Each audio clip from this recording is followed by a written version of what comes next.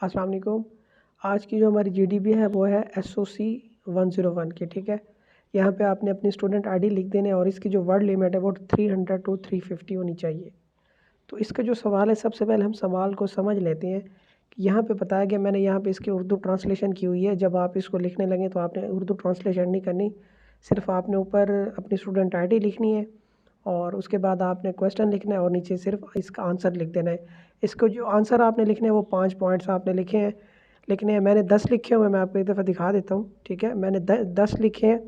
तो अगर आप ये देखें 10 पॉइंट इसके बन रहे हैं। अगर आप कम लिखें, आपने वैसे 5 लिखने हैं, लेकिन अगर आप ज़्यादा भी लिख दें तब भी तो कोई इशू नहीं है, ठीक है। इसका जो सवाल है वो समझने वाला है, ठीक है। सवाल बड़ा चौड़ा है लेकिन इसको आप समझ लें। यहाँ पे सवाल ये कह रहा है कि आलमगीरियत ने इंसानी तहज़ीब के लिए नए चैलेंजेस के साथ साथ मौक़े भी पैदा किए हैं। मौजूदा दौर में हर समाजी इदारा की वजह से तब्दीली के मराहिल से गुज़रता है। आलमगीरियत ताहम माहिरीन इमरानात के लिए दरियाफ़्त करने का सबसे अहम पहलू है, ठीक है।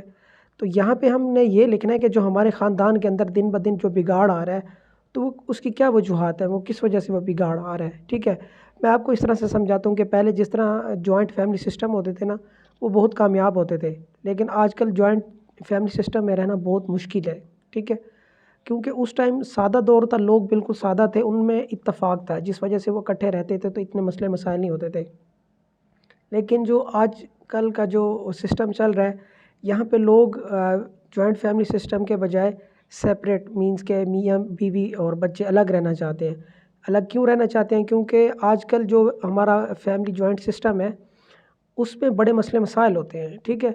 लेकिन अगर आप सेपरेट रहते हैं तो उसमें इतने मसले मसाइल नहीं होते।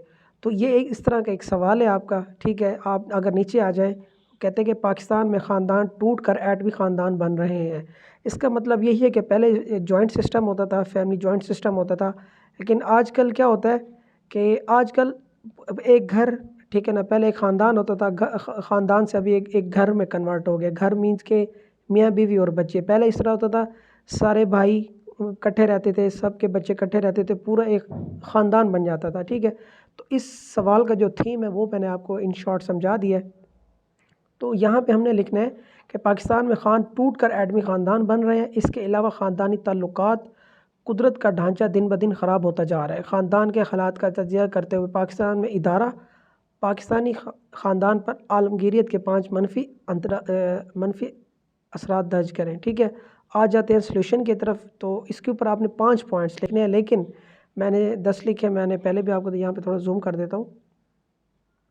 तो सवाल को आपने देख लेना, उसको समझ लेना है। मैंने आपको इसका थीम समझा दी है कि ये इसका सवाल का थीम है कि हमारा जो फैमिली जॉइंट सिस्टम था पहले बड़ा कामयाब था, लेकिन आजकल वो जॉइंट सिस्टम कामयाब नहीं है।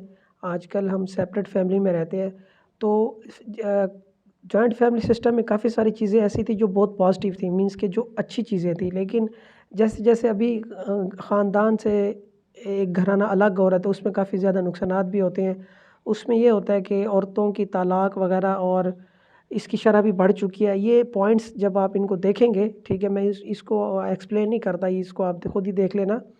तो ये पॉइंट्स आपने इसके ऊपर लिख लेने हैं, ठीक है।